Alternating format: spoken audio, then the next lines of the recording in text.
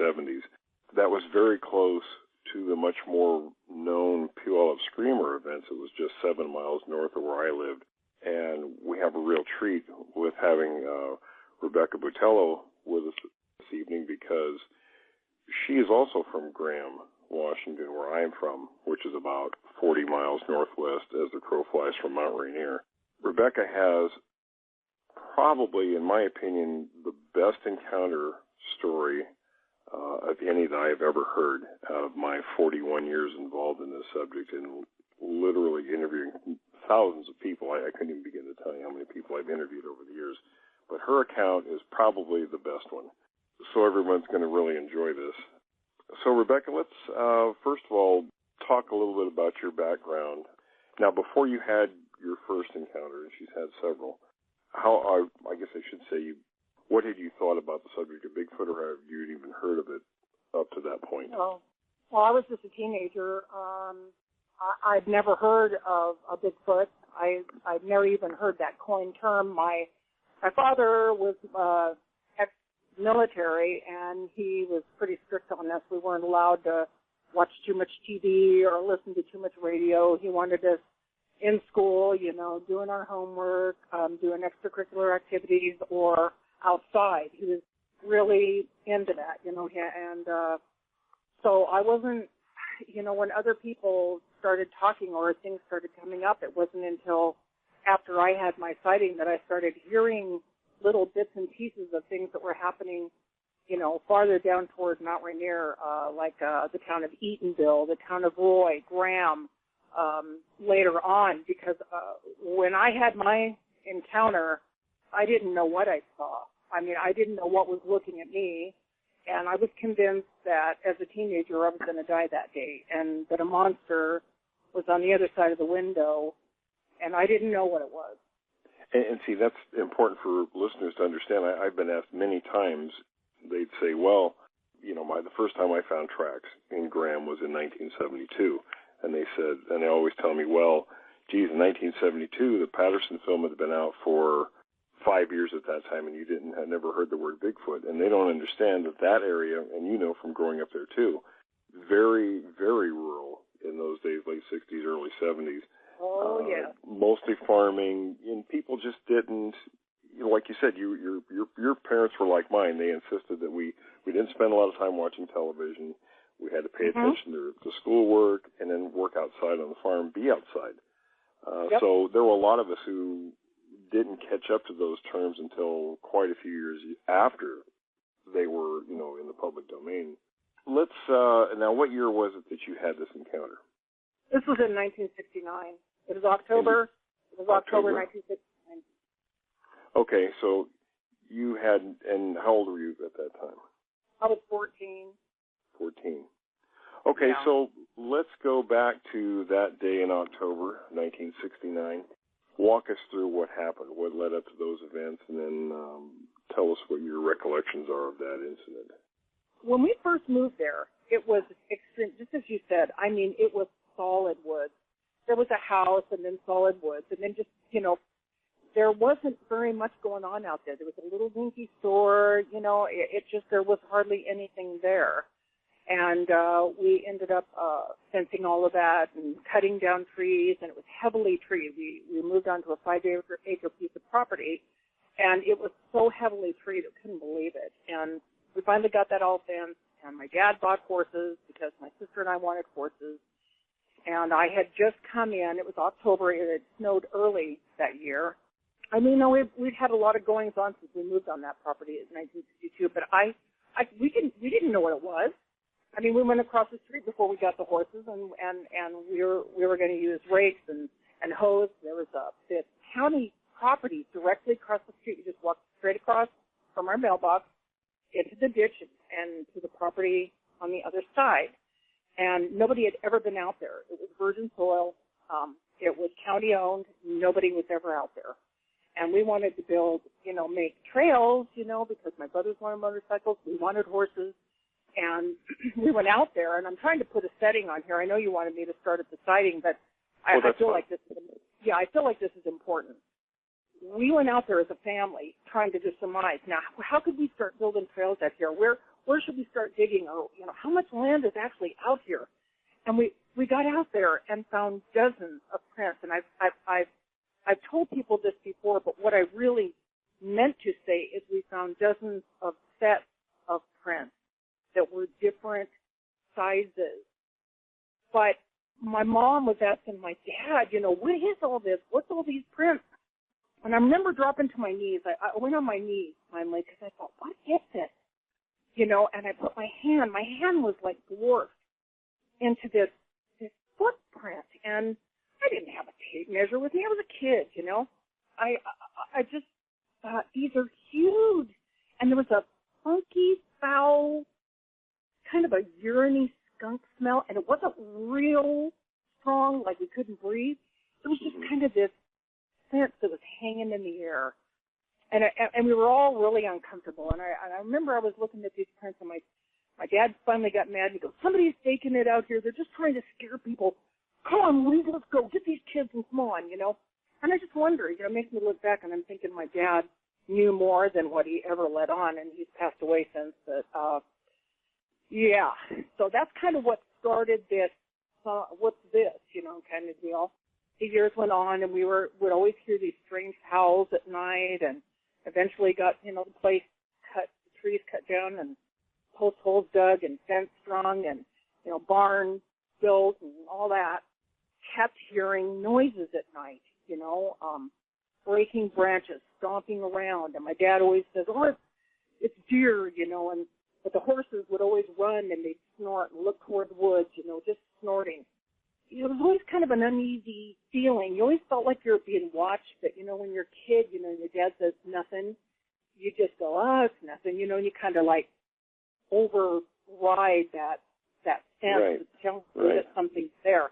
And that's kind of the way I live my life. My dad was really tough on us, and like I said, we were raised military, so we were kind of afraid of him.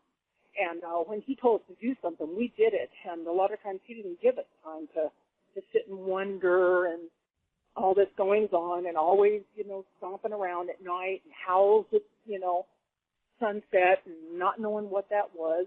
I'd come in. It was October, like I said. It had been we had kind of got early snow that year, just kind of this little dusting blanket of snow. Now, what time of day was this? Do you remember?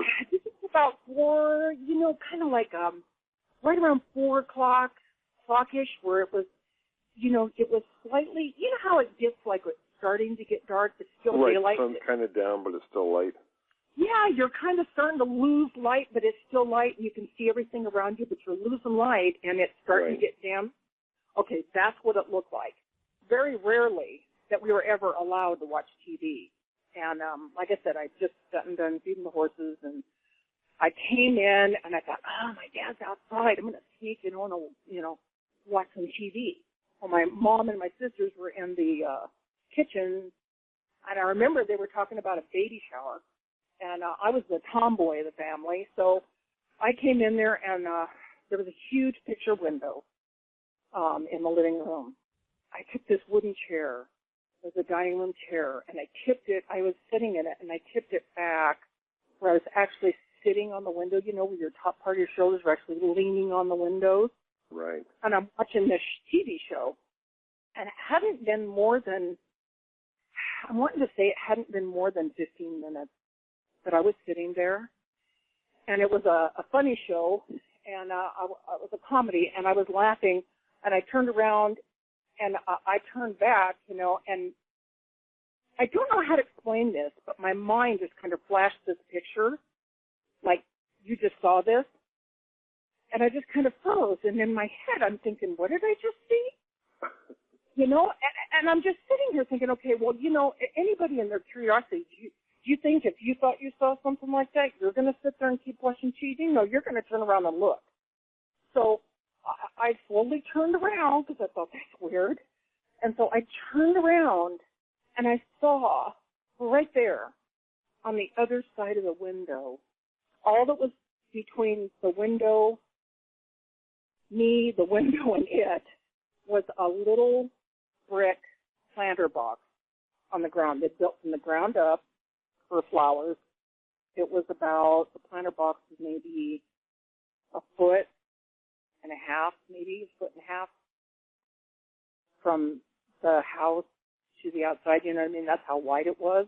Right. And that's all, you know, and it was standing maybe, I would say half a foot. I'm going to say half a foot from it, but it was close enough where as it was standing, I couldn't see its feet because that planter box was kind of covering, you know, from my view. Right. Where I couldn't actually see its feet, but I could see down past the calf, you know, down that. So you were probably less than 3 feet physically from it. I mean, it was right there. It was right there. And I turned around and I looked him right in the eyes. I looked him right in the eyes. And I know that other people have heard of this, but I felt like I was paralyzed. I had gone into shock.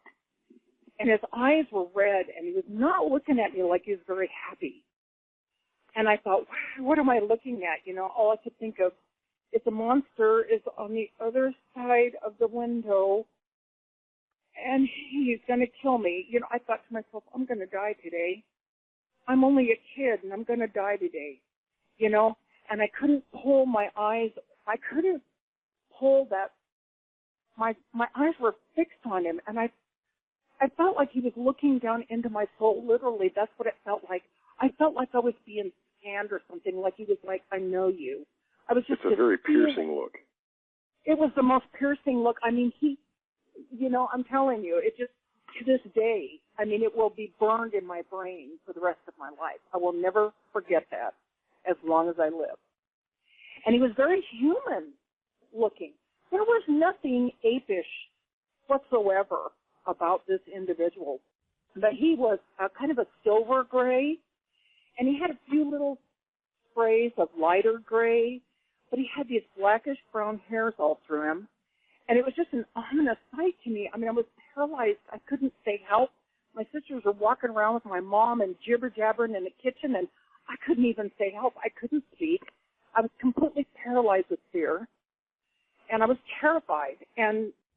But I decided, you know, I'm there. The only thing that I could move was my eyeballs. I literally was frozen in place.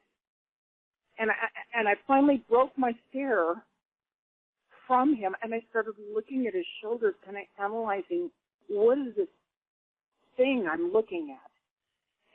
And I saw I've never seen shoulders so massive in my entire life.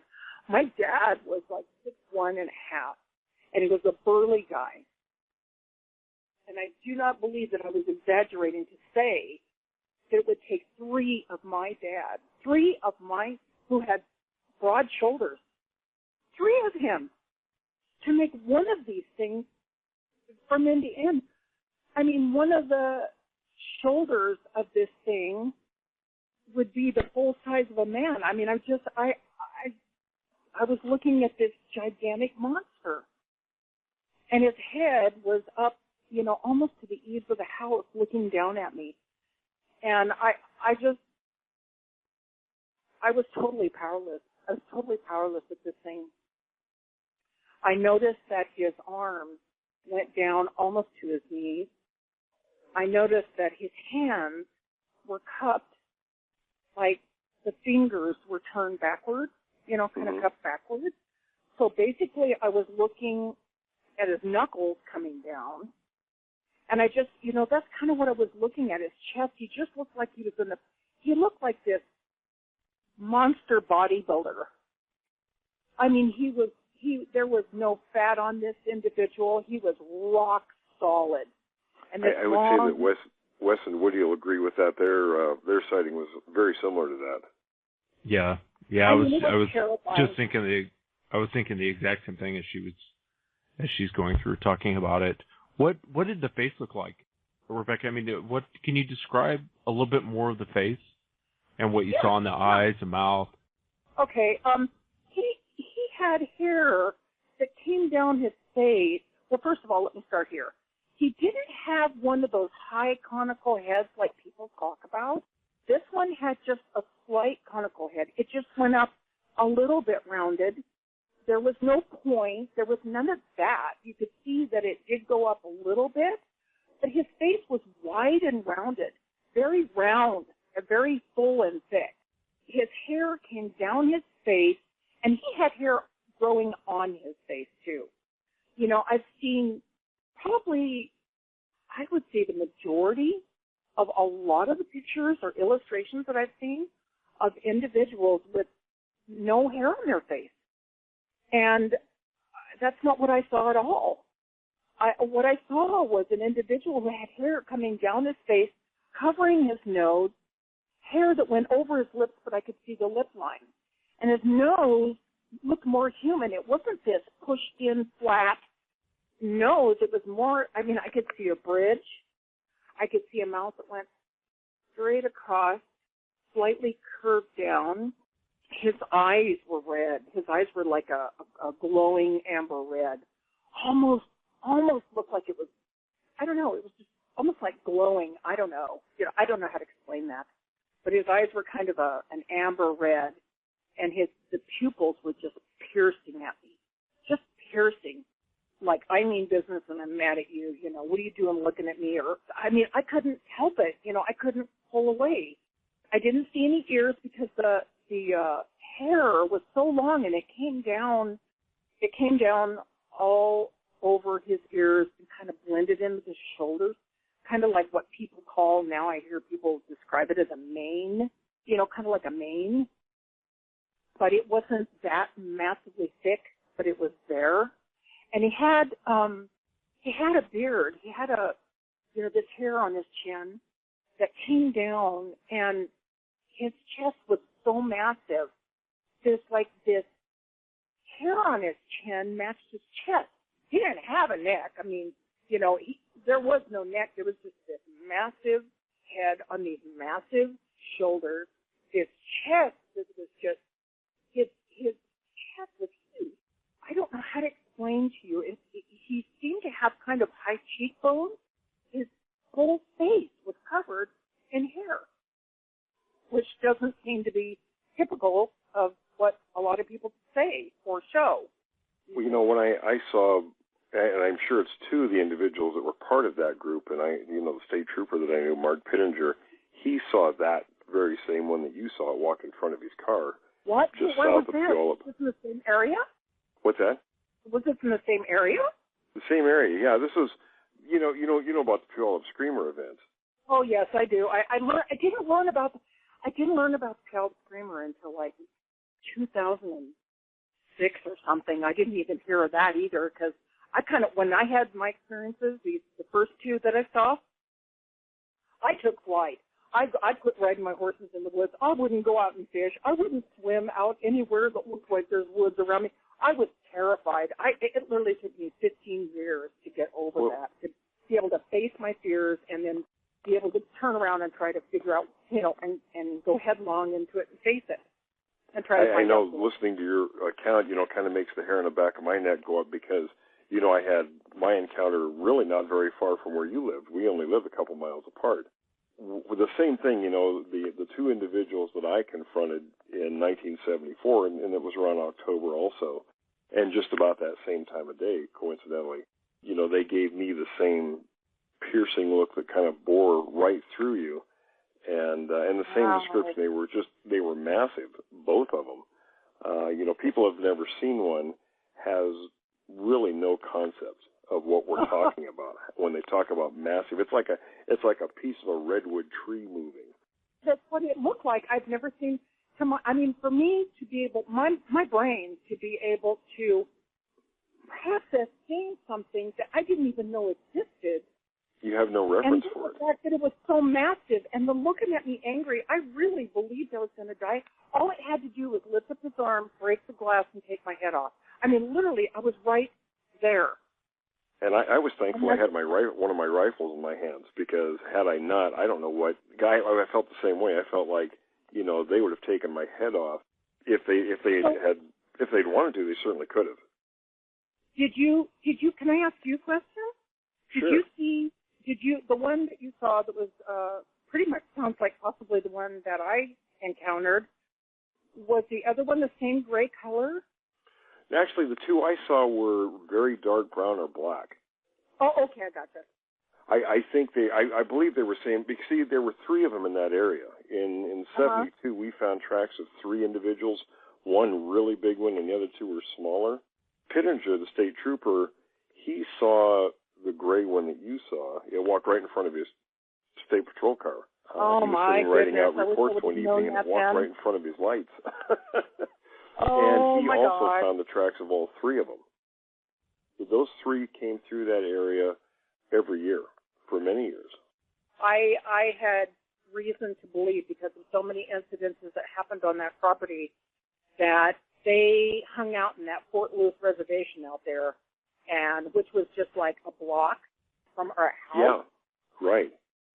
And you could go across the street. I could ride my horse or a motorcycle across the street into the trails on the county there, and just go to the corner and go across the street and go riding on the reservation, and all sorts of stuff happened out there too. I saw all sorts of structures or branches breaking. So now let's go back a little bit before we go beyond that. Okay. So now you're standing there sizing this thing up. What happened next? He's just standing there staring at me, and I noticed, because, it's cold outside, and his chest is just heaving up and down, and the steam is just coming out of his nose, and he's just staring at me, and this steam. So I'm thinking, was he running? Did he run across the street and get a look at me? Or, I just had the feeling he had been running. I sat there, and I really cannot tell you the time frame of how long this went on, but it felt like forever. It felt like forever. I mean, I was just sitting there and totally like, somebody please help me before this thing kills me. And then I started talking to myself, and I started saying, okay, just turn around. I was in gymnastics at the time, and I thought, just turn around and jump out of the chair. Just turn around. I just kept telling myself, turn around and jump out of the chair. That was the only way I thought I was going to survive this.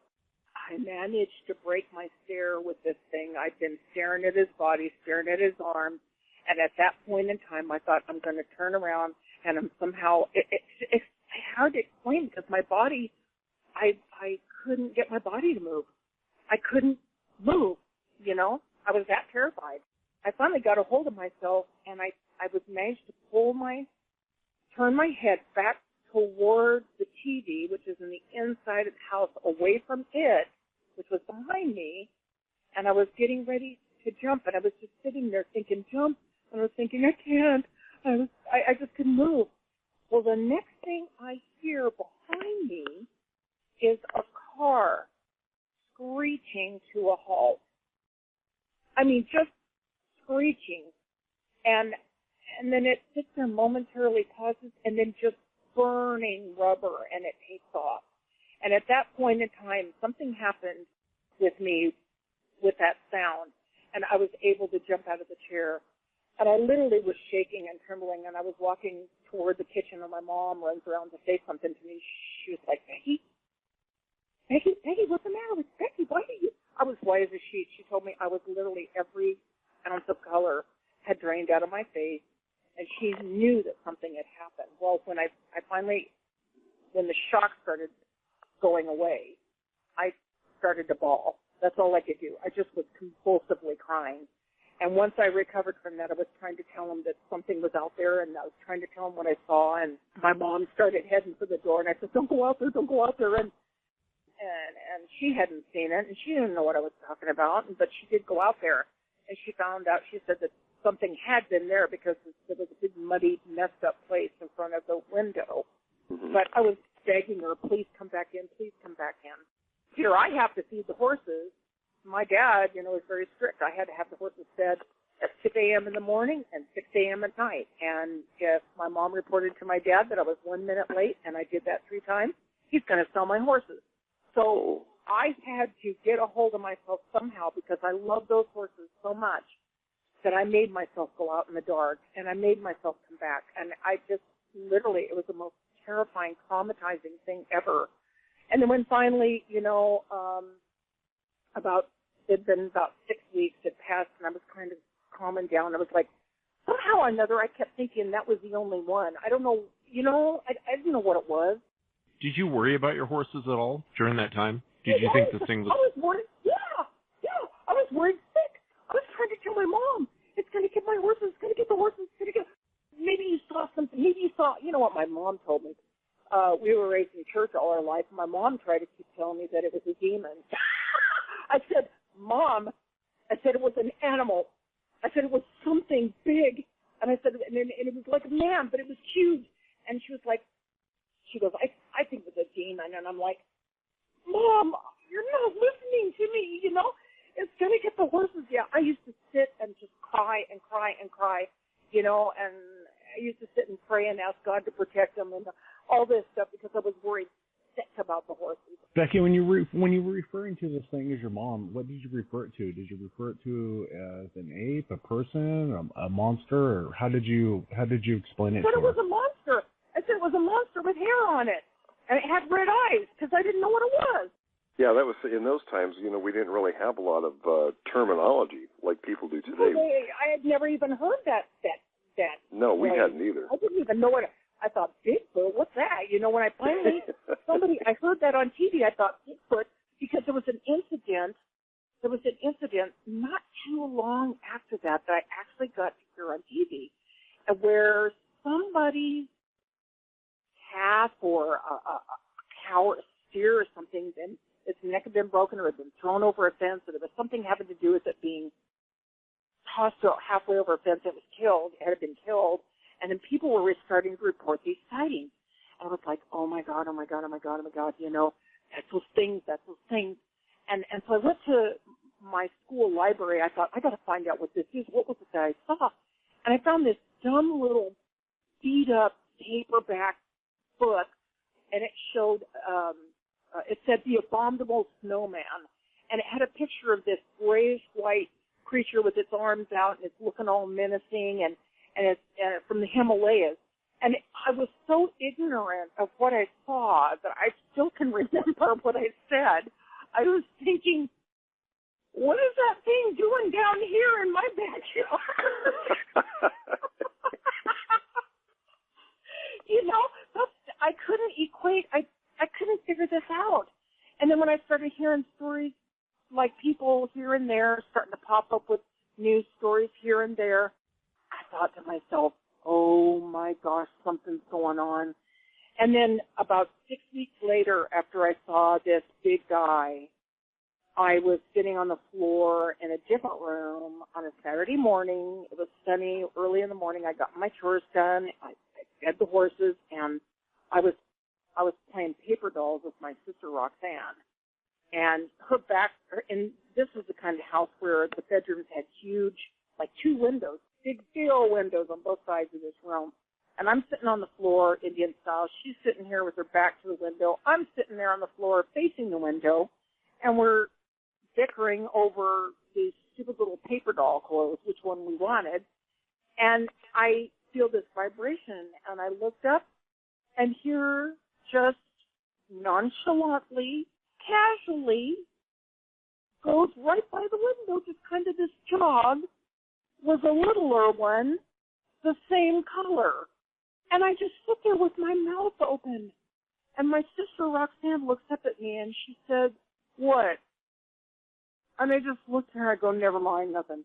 She goes, what? And I go, nothing, let's just play. And I thought, I can't believe, in my head I'm thinking, I can't believe this just happened. My mom and dad will never believe me. And I never told them about that for years.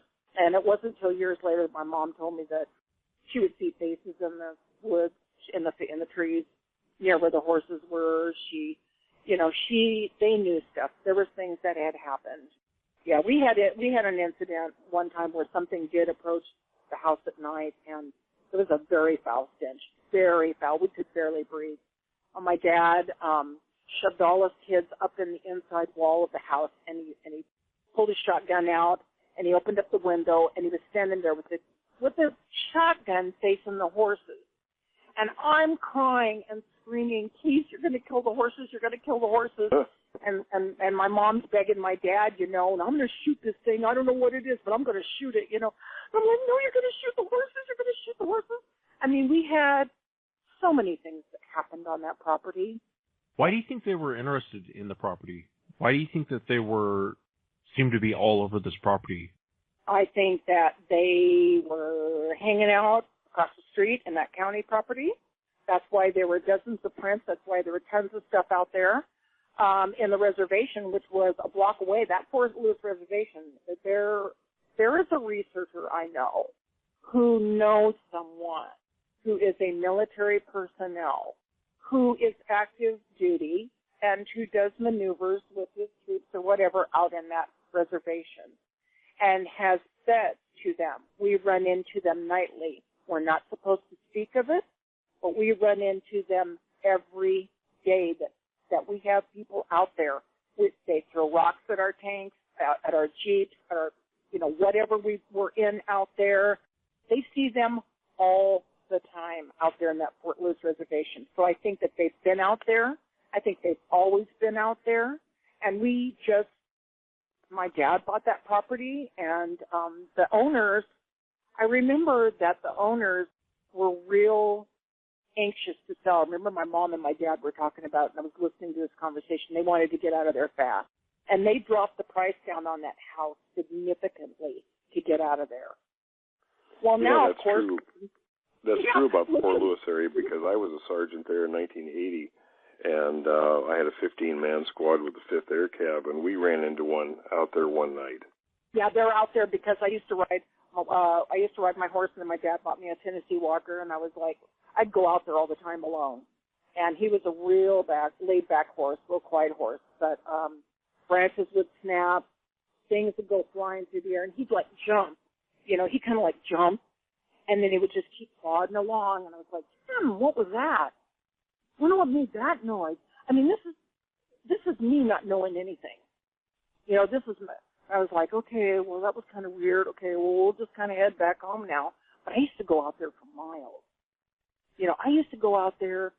My horse was so quiet that I could take a saddle and a bridle out. I could ride him out 10 miles out there, take a saddle and bridle, and just let him eat grass and just hang out, take lunch, and then saddle him back up and bridle him out and take him home. Boy, I'm wondering now, what would have happened if he would have run off and I would have been out there 10 miles out in the middle of nowhere, Would have been a long, scary walk home. I mean, how dumb can you get? I didn't know, though. I shouldn't say that about myself because I just when you're a kid, know. you don't think about those things, Yeah, but after I saw that juvenile, go by, and it was a husky little guy. They're not little.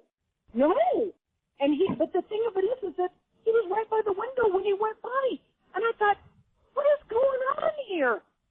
All the lights were on. It knew I was there. It knew my sister was there. He didn't even care. And I thought, wow, I can't believe this is going on. Then we had another incident. My brothers decided to go camping one summer across the street, and they came back and accused my dad of scaring the living daylights out of them all night long, and my dad didn't go out there, and they were like, yeah, we know that was you out there stomping around and hitting the tent and making noises, and we know that was you, and it wasn't them. And I tried to say, it was that thing, shut up, Becky, you're scaring the kids. This kind of deal. I was always told to shut my mouth. I kept saying, that thing is out there.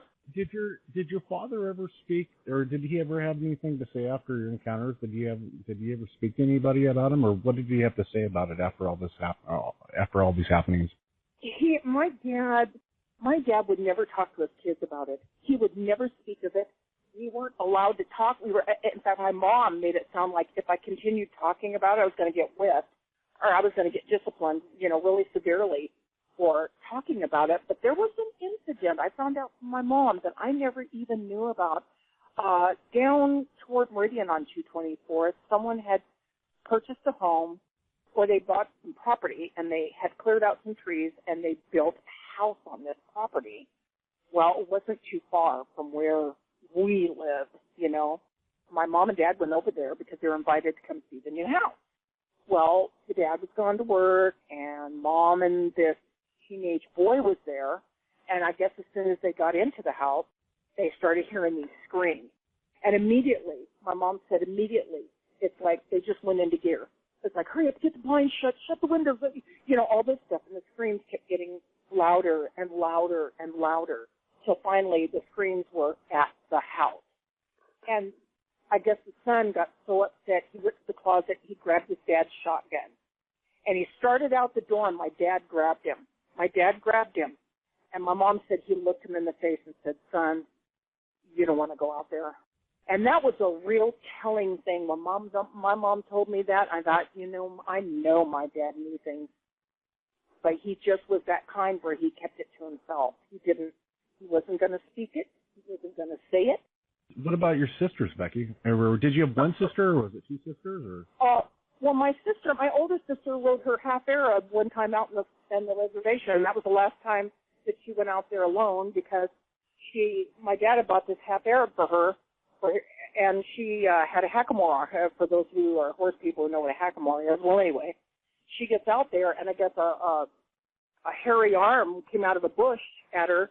The horse bolted, and she was able to stay on, and she couldn't stop the horse. The horse ran at a dead run all the way home, ripped across the street. They could get killed, hit by a car, and took her all the way home, and she had a hard time. That horse was terrified.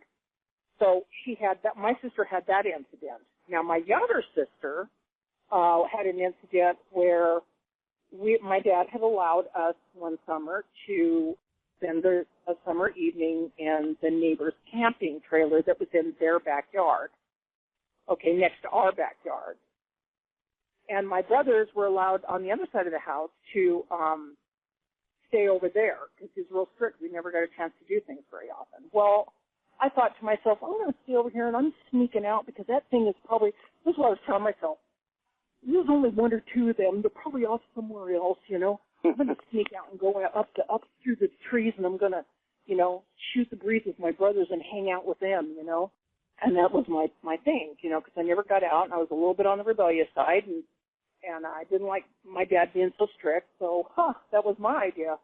So I sneak out of this camping trailer, and my sister with the neighbor girl was in this camping trailer sleeping. I left them at midnight, went, up through the woods and up there, and we were sitting up there talking and everything, and finally around 1:30, they told me to get lost, go home. And I'm like, yeah, I will, but you need to walk me through the woods, to get me home.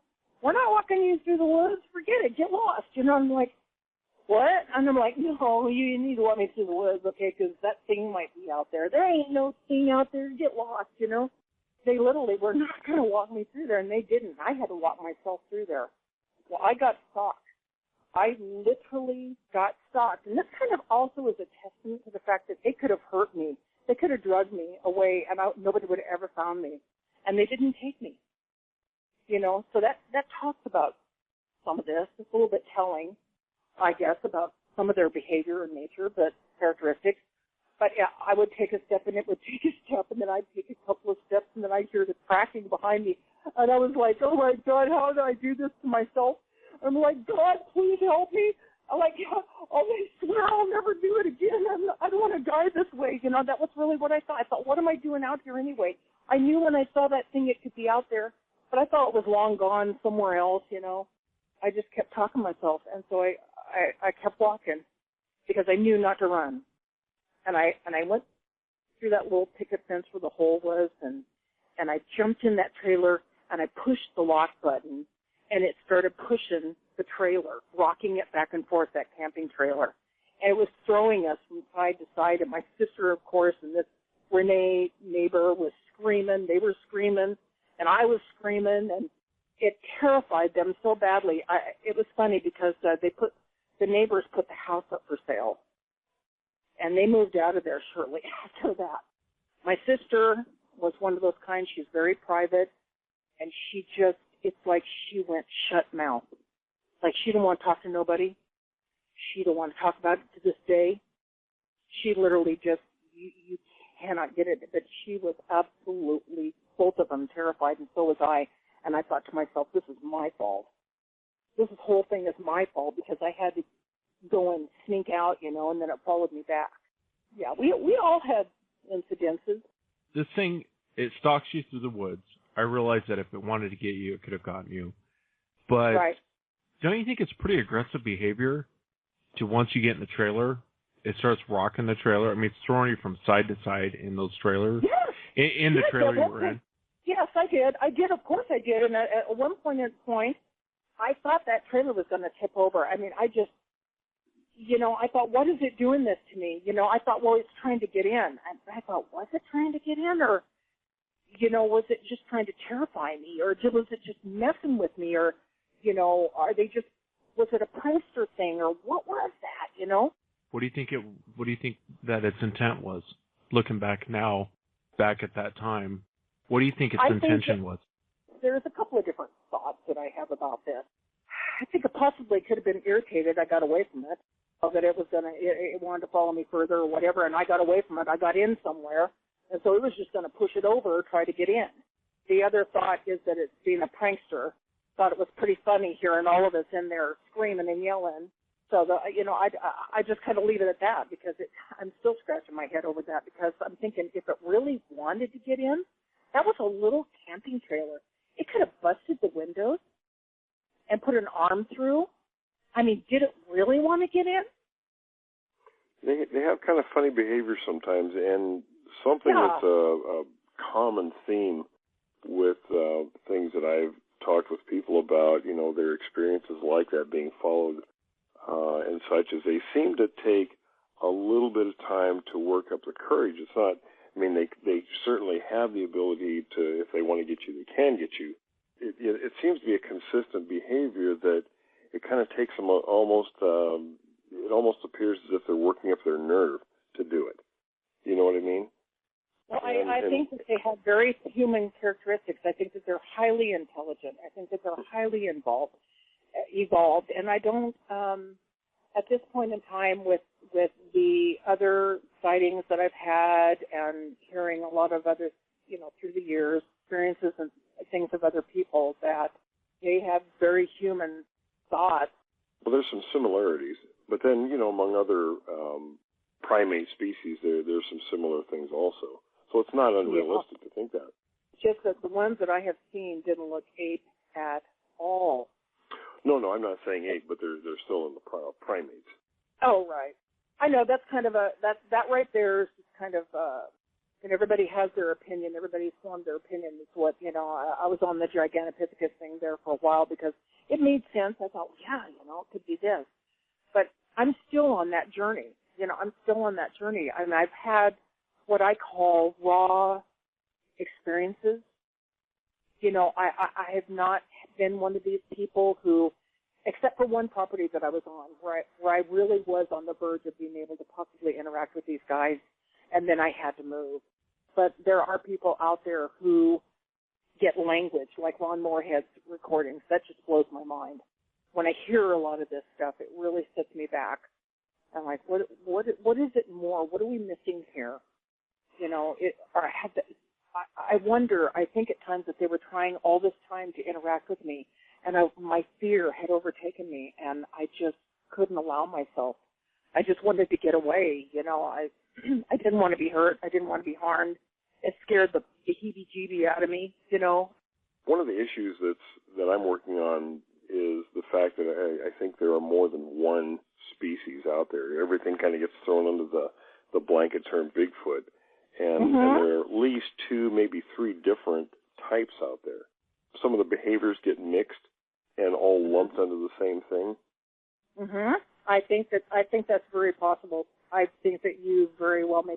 I've thought about this myself, and there are others that I've talked to over the years that feel the same thing. Because there's some very clear differences between some of the encounters. Physical descriptions, behaviors, the thing with language. The true Sasquatch doesn't really have that capability, but there's another type that does. So there's a lot of things that point to there being multiple species. And there's certainly room in the fossil record for those kinds of possibilities, too. The root cause of a lot of the issues that people have with each other, in the Bigfoot community, a lot of the arguments, they're not realizing that, hey, there's more than one thing. There's some differences here that fall under different categories. I'm friends with a researcher who writes books. He's somewhat of a mountain man, and he says the same thing. He lives in Montana, and he's been all over. He's been in caves. He's, spent, his life doing this. And he says exactly what you're saying. He said that he knows he's seen too much, and he feels that there's 4 different kinds. That's what he said. And I know a couple of the researchers in different subjects that, make that same contention. And, I think there's something to it. I do too. I think that's very possible. Becky, going back to the trailer thing, when it was rocking the trailer, what was going through your mind? Did you feel like if it was going to get in the trailer, did you feel like your life was in danger? I was scared. Did you? Well, yes, I of course I was, because when I had no more than pushed the lock button down, so I never made it over where, in a camping trailer, you move away from the door, you take a right, and you go to the, table in the sink, and you've got the little table that folds down to the bed. I never made it that far. I'm still in the little hallway. I'm right in front of that door. When it starts immediately pushing, rocking it back and forth, and I'm thrown down on the floor, I can't go anywhere, and I keep getting thrown back and forth toward this door, and I'm scared shitless. How big was the trailer? Because we're talking, you're saying that's rocking a trailer, and I'm thinking something that's probably 12, 14 feet. Is it something that's bigger than this? I'm just kind of curious on the strength that this creature had. It was a little bit bigger than 12 or 14 feet. It was maybe about 17 feet long, 17 feet somewhere in there. So we're talking something that could possibly weigh about 2,000 pounds, and it's shaking it like it's absolutely nothing. Is what you're saying. Exactly. Yeah. Exactly. Yeah. No, I believe you. I'm just in awe thinking about it, thinking how crazy. And they moved that. The neighbors put the house up for sale, and they got the house sold, and they moved not too long after that. I was corresponding with an individual I thought was just an artist, and I've come to find out he was a tribal elder and a chief, and he explained to me that with Indians, most people don't understand that, and this subject specifically, that it's there nothing is a blanket term or a reference. It really depends on not just the tribe's experience, but a band, a family, or even an individual's experience with these things on what their interpretations are. So you kind of really have to pick their brains a little bit. So maybe, one group's experience was, fairly run-of-the-mill like that. They talk about like the neighbor's dog, whereas, let's say like, in Hoquiam, the Quinault Indians up in that area, they have 5 different names for them, and they all refer to them as cannibals. They were eating them. So obviously their experience was not a good one. Yeah, I've heard of this. I've heard. So I have to concede on that. You're right. You're absolutely right, because there are a lot of stories from different tribes in different areas that do speak of them as cannibals and have stories about them stealing the children or the women. Yeah, so I think it goes back to what you were saying. It depends on, with all the individual, in West too, the individual, personality traits. It could be even how well they're fed in any particular day, if they're sick. Yeah.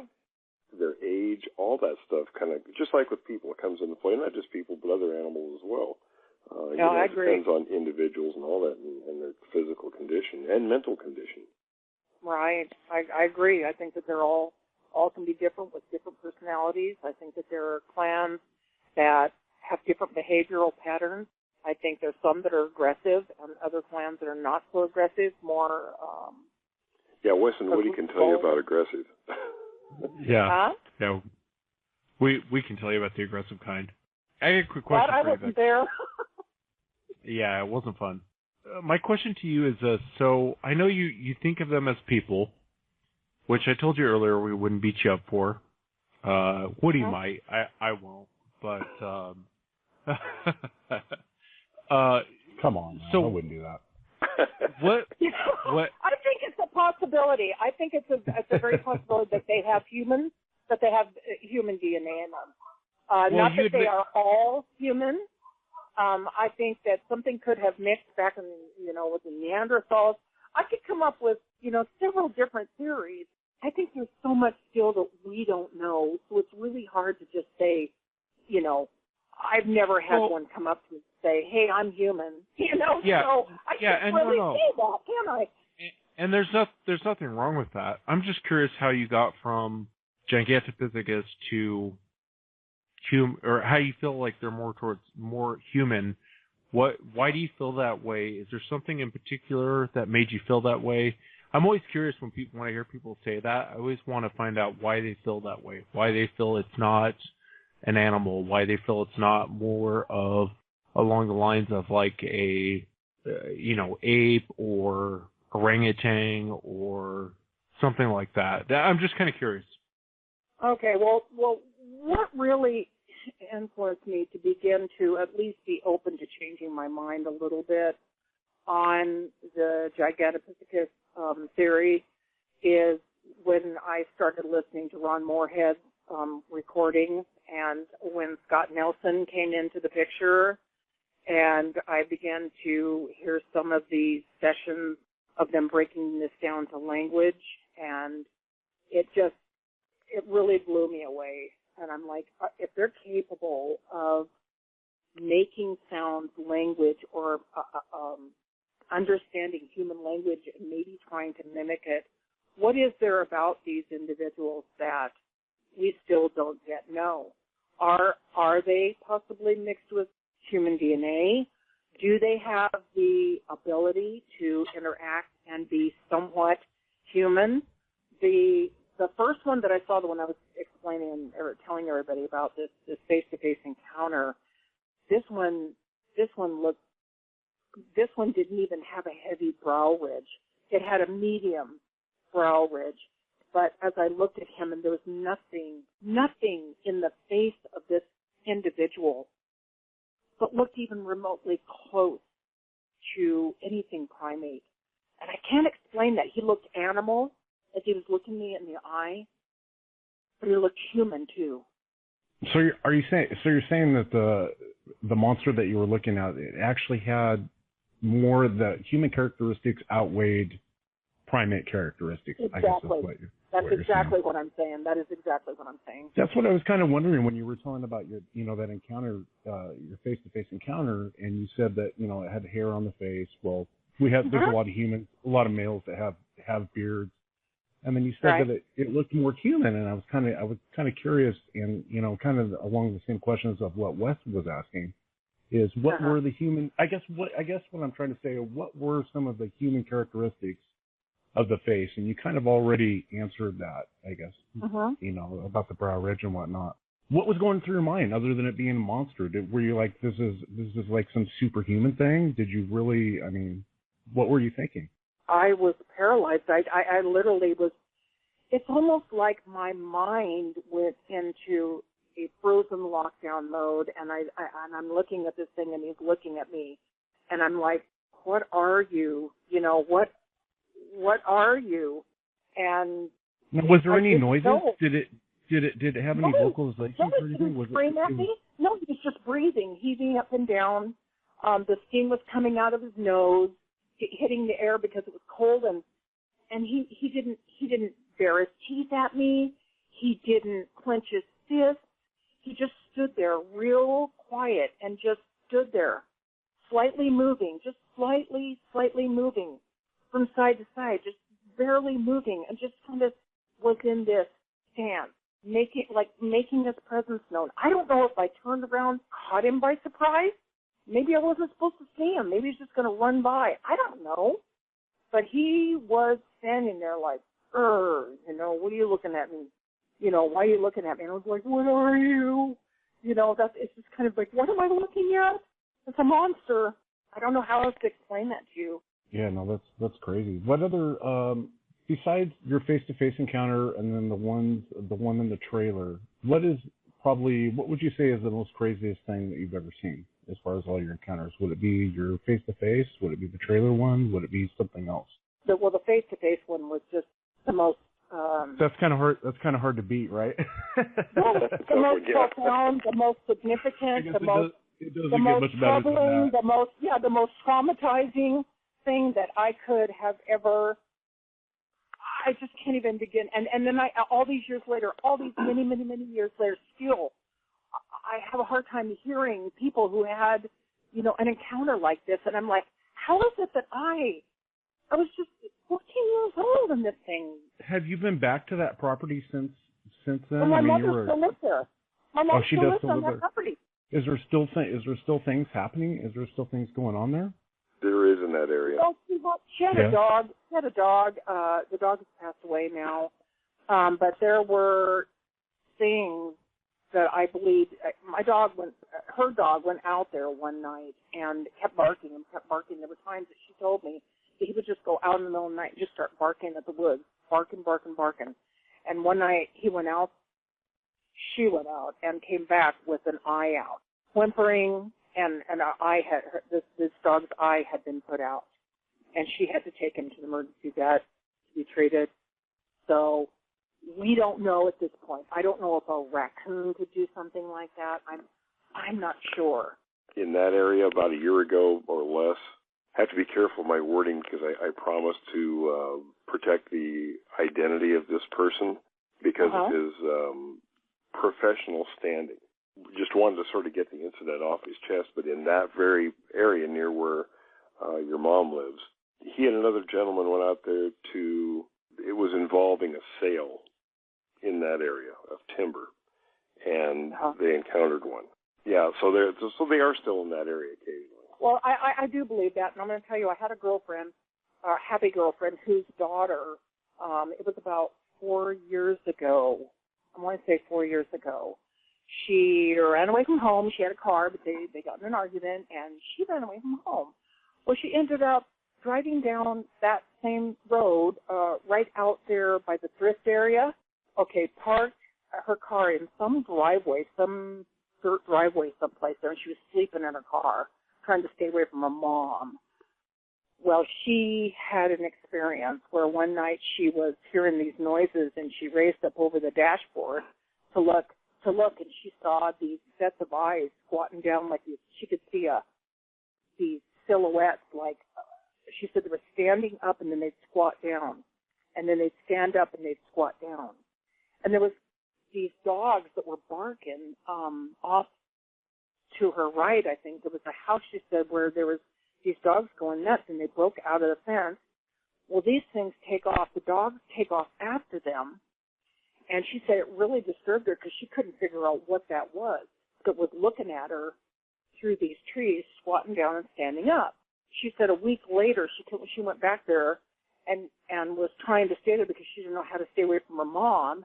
Neighbors were walking around asking her. They came up and asked her if she'd seen these dogs, and she said, well, she saw them about, a while back, and I guess it'd been like 2 weeks, and the dogs never came back. I mean, the dogs literally never came back.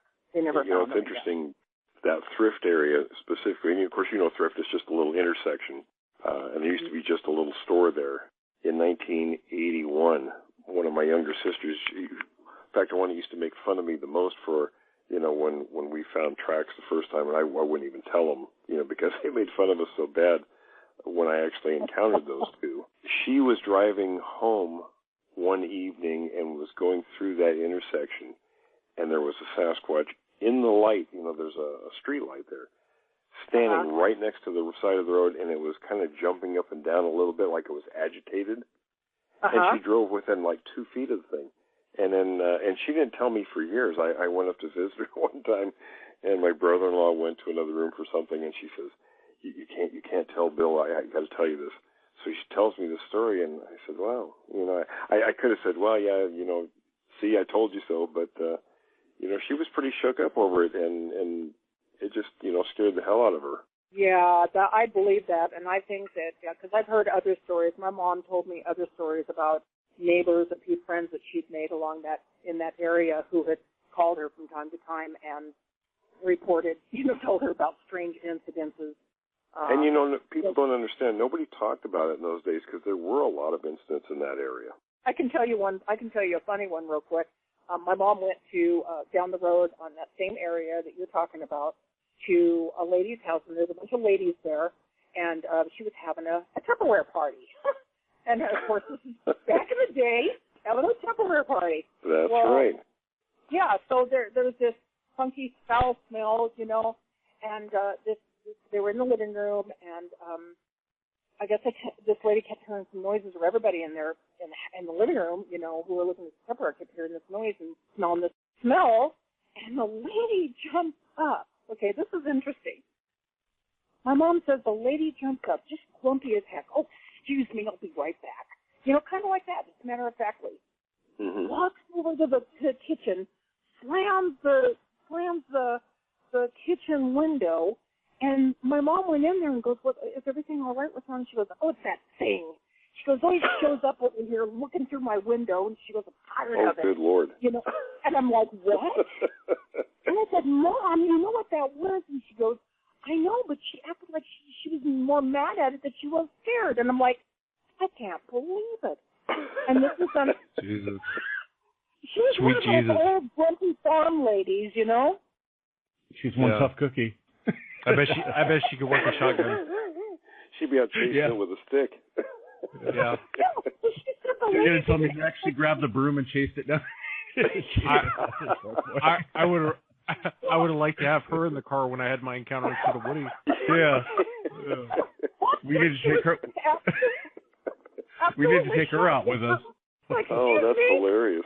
She was sick and tired of that thing showing up and looking at us through the kitchen. She always shows up, you know, and I'm like, what? I would be terrified. I'd be like, you know, and she did not that way at all. She acted more mad and grumpy and cranky over the whole deal. What are some of the things that you're doing now? I mean, are you still, I can't imagine that you're not interested in the topic. What are things that you're doing now, and how has your opinion changed of them? Well, that's why I said I'm still on this journey.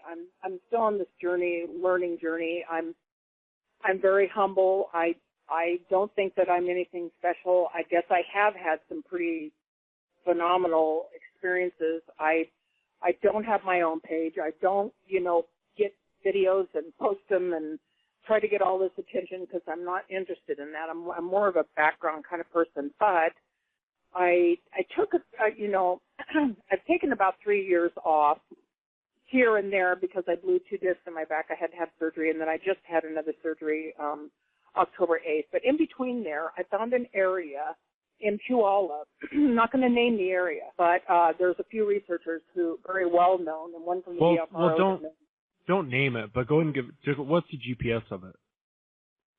I'm just joking. You want the GPS of it? I'm just joking. It's somewhere in the vicinity of South Hill, Puyallup. That's all I'm going to say. Nice. I'm just playing with you. Go ahead. That's all I'm telling you. But I started getting some interaction out there, and I didn't realize that. I found this one area. I kept feeling like I wanted to go in there, and I thought, you know what it is about this place.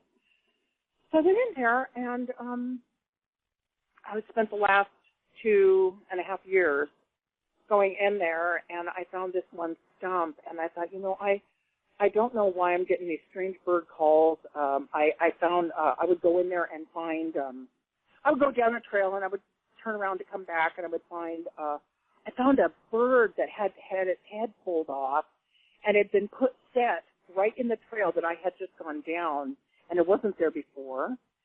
And then I found a rock on a stump. I'd gone farther into the woods. I was traipsing around looking, and I came back, and there's this rock sitting on this stump. And I thought, And I thought, you know what?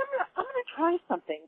I'm gonna start doing what some of these other people are doing, and I'm gonna start setting up a gifting area. And so, you know, what I've been doing is, you know, setting up some gifts here and there, some apples, peanut butter sandwiches, whatever have you. I even put a sleigh bell out there. Well, all of a sudden, things started happening summer before last, and I was given just an excellent, a beautiful rock stack that was left for me on this stump, and I was blown away when I found it.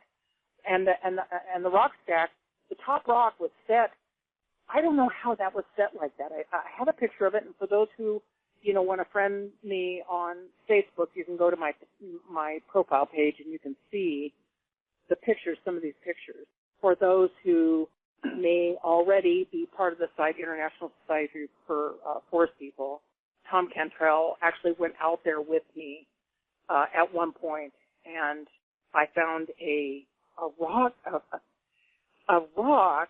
that had a face like a mouth engraved on it. I mean, I don't know what some of these people out here think about gifting, but it is real because it's been happening to me.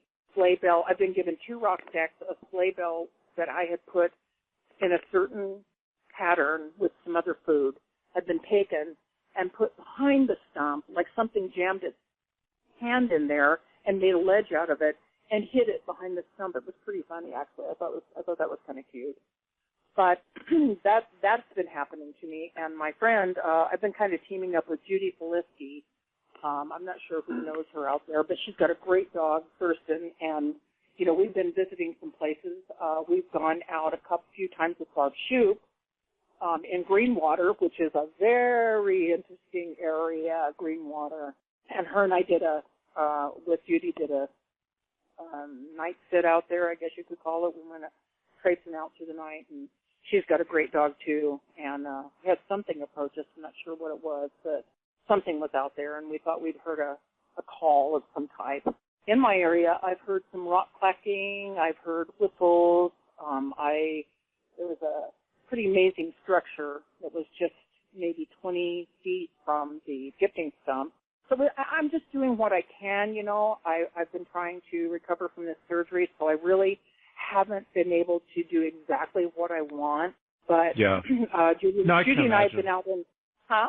I said I can imagine with back surgery, you know, having the blown disc. Yeah, it would be tough. It's real depressing. It's really depressing because my heart, I want to get out there and I want to do some stuff, and it's like you cannot. You have to recover. And yeah.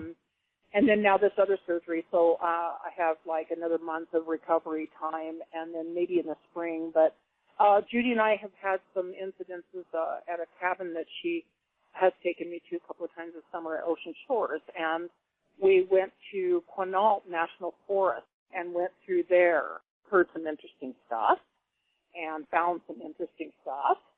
And but then National Forest, you usually do. What did you hear? No matter which one you're in. What did you hear by chance? What were the things you heard?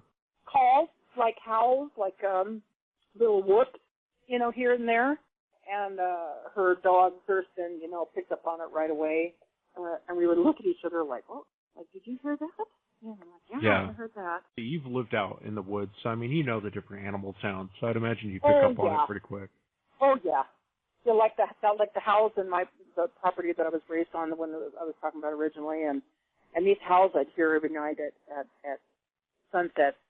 It's like the whole family would hear it. We would just look at each other like, what is that? You know, what is that? That's not like any animal I've ever heard. So on the gifting, you called it a gifting stump. Do you ever get suspicious of maybe someone's messing with you? Maybe I say this respectfully. I think I'd be a little suspicious if like somebody left me a pile of rocks or somebody left me. I don't know. I mean, are you ever suspicious? Or have you ever stop and think? You know, I don't know. Maybe. I guess I don't know how to ask the question. I guess I'd be a little bit suspicious of what goes through your mind when you leave something and then you come back and then there's a pile of rocks or there's something's been changed of the area. Is it? Well, the only reason, I'm on that train. I thought about that. I thought about that. The day that happened, there was nobody out there at all. And when I found the first one, the top rock almost looked like it defied gravity. I don't know, or defied physics. It should have fallen. I don't understand that.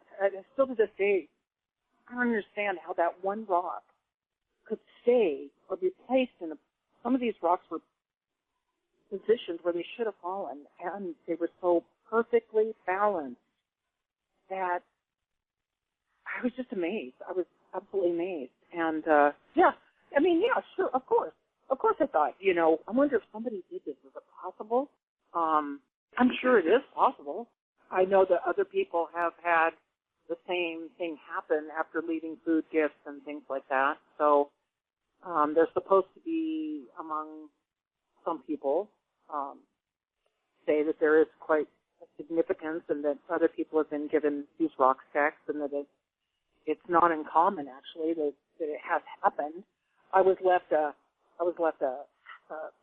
little stick-like, almost looked like a stick-like structure on the stump that was jammed into the stump that kind of resembled a little fence. I still don't know what to think about that. So, of course, you know, I mean, you want to debunk everything. You don't want to just go running out there and going, oh, my gosh, look what was given to me. I mean, of course, that's what did you say it resembled? It does appear, huh? What did you say it resembled? It resembled what now?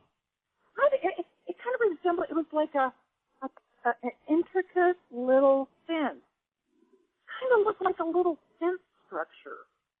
I got you. Had been, little sticks that had been jammed into the top of the stump and crossed over, you know, laced through, and it kind of looked like a little fence-like structure, and I thought, that's weird.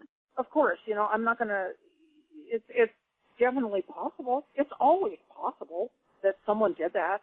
Given as many encounters and situations that I've been through, you know, you sit around and you wonder, is it possible? Did I just get given a gift? And then I've talked to other people who've also had the same thing happen to them in very, very remote areas where nobody was also. And that it was known Sasquatch, you know, it was a Sasquatch area. No, and I appreciate it, Becky. I was just kind of curious on if that crossed your mind or. Sure it did. It's hard to, you know, relate to something like that until you've experienced it, I guess, you know. I haven't experienced that, but that'd be one of the first things that goes through my mind. But, you know, if you're out in an area to where no one knows about the stump, no one knows about the gifting stump, and you show up and there's your thing's gone and something else is there, you know, I mean, I could see where you would go with that, where you would think, well, it was, you know, especially if it happens repetitively and over time, you know. And I didn't mean to cut you off. I'm sorry. I was just kind of say that another reason that I kind of accepted that that's a possibility is because of an area I lived in Puyallup, lined by woods behind my house. I've seen them. I mean, they've allowed me to see them. And they would take ornaments, garden ornaments, out of my garden and give me rocks. One time they threw a big chunk of wood at my house, and the whole place just vibrated. I mean, I'd just gotten home from work, and I thought, what is going on, you know? So, you know, I know that the give and take thing, you know, that they have the capability of, you know, like they took a really cool garden globe-like thing that I had, gave me a rock instead, you know? But it was a pretty cool rock, actually. It almost looked like a petroglyph, almost looked like a person had been engraved on it or something. It does. It actually looks like a petroglyph of some sort. I've had a couple of experiences after that were just something that I could not explain. And, you know, I have a hard time bringing up one of them because I don't want to come off as one of those people that, you know, what do they call the tin hat people? Or the, you know, I don't want to come off as this. You know, you hear these stories where people make fun of people when they talk about certain phenomena or abilities of Sasquatches, and other researchers or other people make fun of them saying, you know, oh, you wear a tin hat too? You know, I'm not one of those people, but when I moved to this property... I was going to tell you, I'll tell you a crazy thing that happened to me and Woody, then hopefully you'll tell us ours, but if you're just going to go and tell us yours, then go ahead. Oh, I had moved to this property in Puyallup. And I knew that when I got there, I mean, it was the strangest feeling. I had this strange feeling come over me, and I don't know why. But I kept looking at the woods, and I kept thinking, am I going crazy, or is there something going on here? Because anyway, so I moved in. My son had the first experience where he was leaving the house, and something shook the tree beside the place and scared the living daylights and growled at him. He calls me from the neighbors and tells me, I'm not coming back there.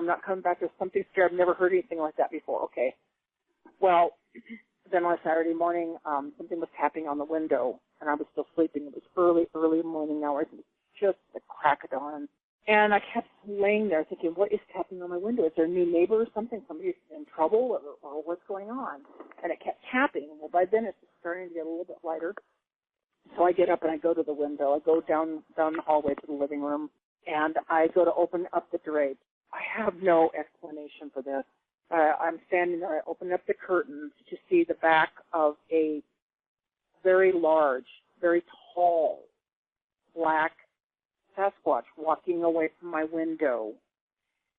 And it just kind of vaporized. It kind of vaporized before my eyes, and I thought, I just sit there and shook my head like, what just happened? What just happened? And I never told anybody for a long time because I thought, this is ridiculous. I don't know what I did. I just saw what just happened. That same one, though, I saw twice more. And he was solid in his body or whatever. I saw him. He let me see him. And then I saw another one on that same property. And this one was pretending that it was trying to be part of the tree. And that blew my mind. That one right there blew my mind because it never dawned on me that perhaps this may be a way that they hide. I saw it literally trying to pretend, putting its arms across the limbs and, pretending to be part of the tree. And I got so close to it, I actually walked up to it because I was leaving for work and I thought, why does that tree look funny? And I got out and I walked up there and I literally backed up. I backed up because I thought, why is it doing this and why am I so close? I'm getting away. So I left, but it just blew my mind. I've had some pretty amazing experiences and I don't know. Yeah, I've heard that before. I've heard that one before, believe it or not. I never have. I think you and I talked about that earlier, and I've heard of a few encounters where the person who is recounting the encounter, they say that the Sasquatch kind of put its arms up and was still like a tree, almost like it was trying to mimic a tree. Mimic a tree. I mean, it stood there and it was like, I forget one of the encounters that actually was in Washington as well. It happened to a logger. He was walking up this road and he came upon one and it froze and kind of put its arms out and just kind of froze there. And the way he was recounting it is he was saying that it reminded him of someone, like a little kid trying to act like a tree standing in the middle of the road, and it was like frozen, and he didn't really understand what it was doing. He started walking towards it, and then it took off. I've heard that a few times, actually, believe it or not.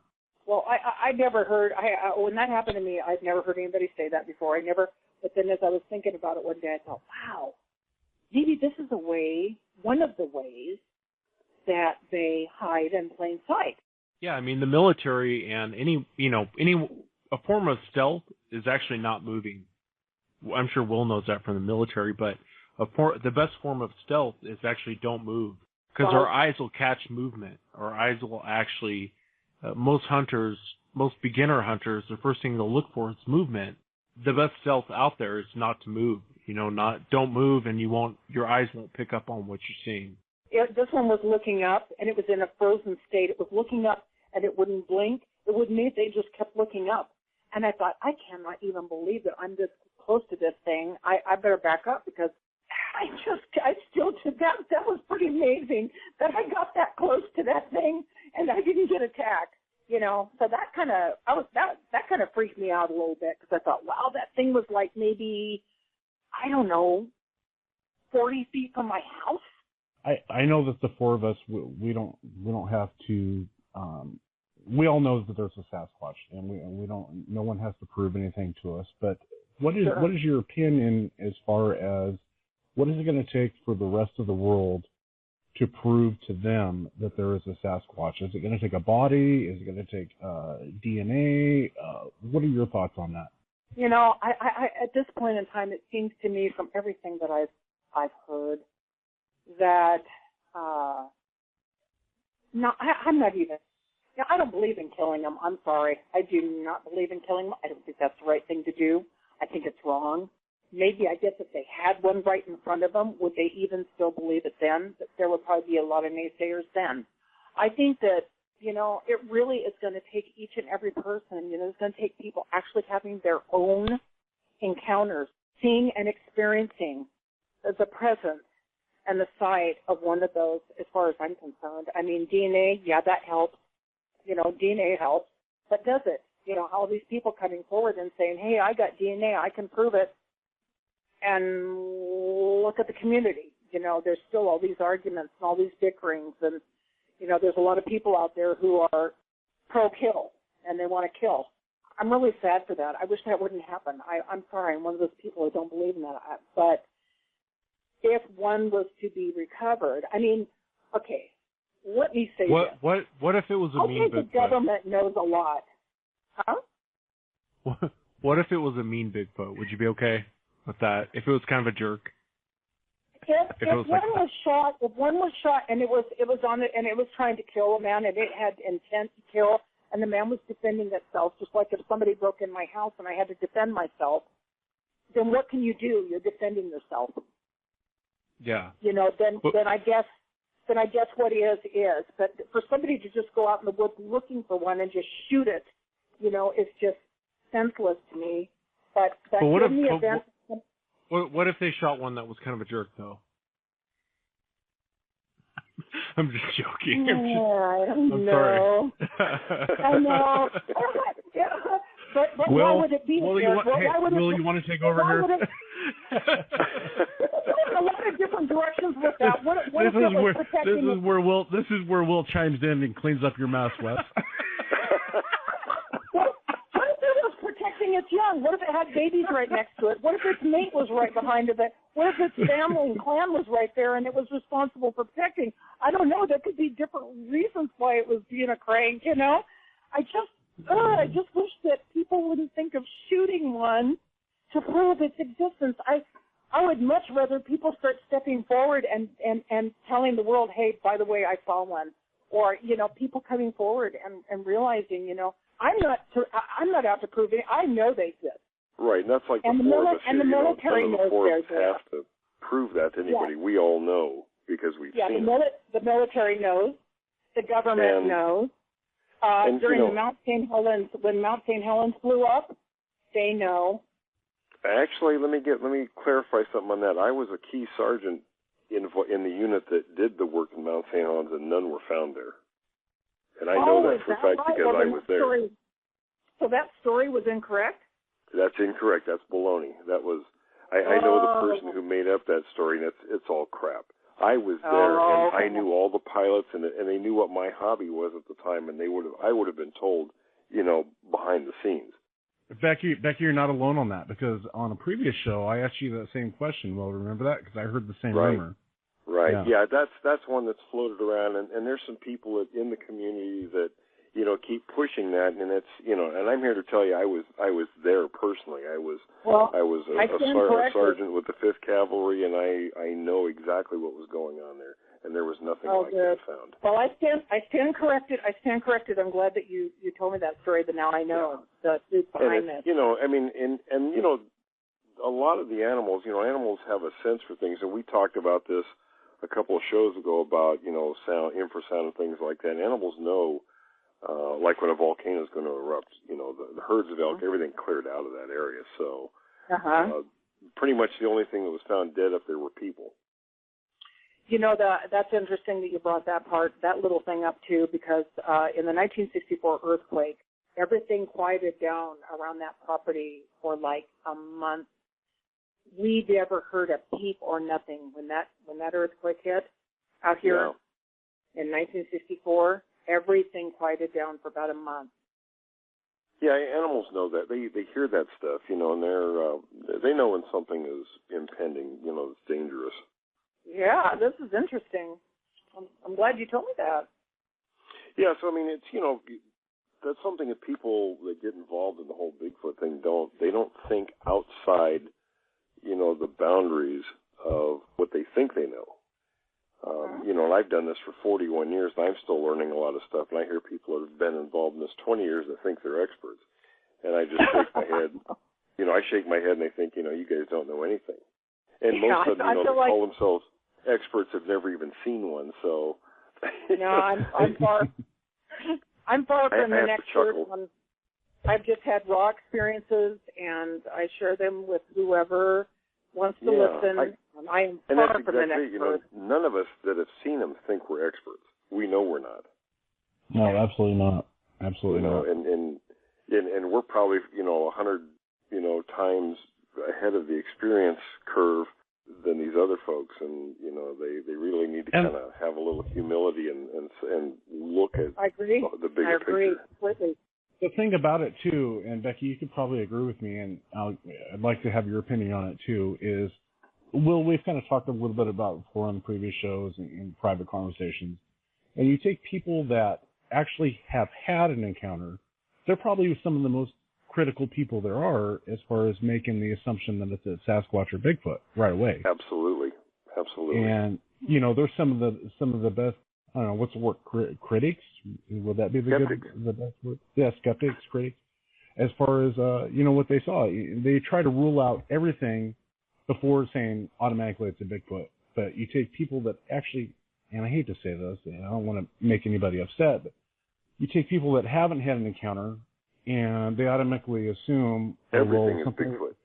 Everything's Bigfoot. We shook our tent. We heard this, we heard, and it's like, well, come on, I mean, I don't know. I think once you've seen one, you have to second guess everything, because partly it goes back to that shock, and all of us know what that shock is, seeing these things, and it kind of, shaking your whole frame of reference in life. So you sort of, when you see something else, it's like, is that what that is? You start thinking a lot more about, than just jumping to the conclusions, oh, Bigfoot did that. You make a decision based on everything you've seen instead of automatically making an assumption, I think is what it is. Absolutely. Yeah, I agree with you. I totally agree with you. I think that of the ones that I've seen, most of them were up close to the point where I knew what they were. And each time that it happened to me, I felt that shocking sensation go over me again, like realizing. Yeah, you don't get used to it. My brain trying to take it in again and saying, each time I was like shaking and like, did I just see again what I just thought I saw? Is that what, and you're looking at it and you're thinking, oh my gosh, here we go again. Because when you're so close, there's no mistaking what you're seeing. I saw one again in 1988 and had exactly the same feeling. Yeah, it's a shock. I don't know. It shocks your whole system. Yeah. It kind of shakes your framework, Yeah. I mean, it's an interesting thing. I'm cautious when I go out in the woods because I do feel like there possibly maybe more than one type, and I think they are individual, and I think that some are very aggressive, and some that are not quite so aggressive. And I think a lot of people just go running out in the woods thinking, oh, they all love it. They all love us. They think they're Harry and the Hendersons. I jokingly tell people, that they go running out thinking they're Harry and the Hendersons, and they're setting themselves up to be a meal, and that's just a bulk joke, But if you go running out there, I mean, it's not just the Sasquatch or the other species. There's bear, there's cougar, there's everything else. You can't just run out like an idiot and think you're going to grab one by the butt hairs, and drag him in. You better have your wits about you and use a little brain power. Otherwise, you're going to be in trouble. Whether it's getting lost or getting hurt out there, or running into an animal that is a bear or cougar or something that's not exactly friendly. I agree with you. I totally agree with you. Or a Sasquatch that's ill-tempered. I mean, you just don't know. I think I would rather run into a cranky Sasquatch, I think, than a cougar. I'm really apprehensive about that one. I mean, that one's dangerous. And especially today, there's so many more of them around. Yeah, and now I do have one more thing that I'm going to follow up with. I'm going to tell you about it. It is in Pierce County also. There's a woman who's having an experience on her property. It's been going on for a while, but she shot at one. And she wants me to come out on the property. And I'm like, I don't know how I feel about after she shot at one, If what that she could be saw, a very dangerous situation. Yeah, she's already shot at one. A lot of times they're real aggressive once they've been shot at. And she wants me to come out, and check this out. And I'm sitting here thinking about this, and I'm like, do I really want to go? It might not what do be I the got to have safest on my thing. hands? Yeah, exactly. Right. But it's caught my interest. I mean, I'm interested, but I'm not willing to end up in the hospital either over it. Exactly. Sounds like you may need some backup. I think Wes and I will be the perfect candidates for that. Let's go check it out. Well, I'll call you up if I can get a hold of this girl and she's willing to do that, hey, I'm all for it. Because I don't really want to go out there by myself. Oh, there you go. Yeah. Well, now you got some help. We'll do it. Yeah. I'll contact her and see what she's doing. I'll get a hold of you guys. Yeah, and if you're ever down here, Becky, we'll take you up to Muffin Mountain. We'll show you. We'll show you the area that where we ran into. We call it Muffin Mountain, but it's Yakult Mountain. I appreciate you guys that offer. I would love to go. Yeah, we'll show you pictures of footprints we got. We got lots of footprints. That's awesome. That's awesome. I'd love to go. That's great. Yeah. They're not real nice up there, though. They're kind of jerks. Oh, yeah, but I'm with you guys. You'll be fine. You'll be fine. Yeah, you'll be fine. You'll be fine. That's hey, guys. great. Hey, I think we're just about out of time. We got about a minute and a half left here. Okay. Rebecca, I wanted to thank you for being on the show tonight, and you're so welcome. It takes a lot of nerve to come out and voice your opinion and tell your story. From I'm sure Wes and Will also agree. We really appreciate being on the show. We need more people like you out there to come out and to speak your mind and explain what's going on and what's happening in your life. So we really appreciate that. We really do. Well, if it'll help anybody out there, I'm not interested in fame. I'm not interested in money. I don't care about, I prefer not to be, if somebody's going to criticize me, please keep it to yourself. But, what I say is speak is the truth. What has happened to me is the truth. And if it'll help anybody out there, try to deal with something that is going on in their life, then that's awesome. Well, we sure appreciate you. Oh, you're welcome. And thanks for having me.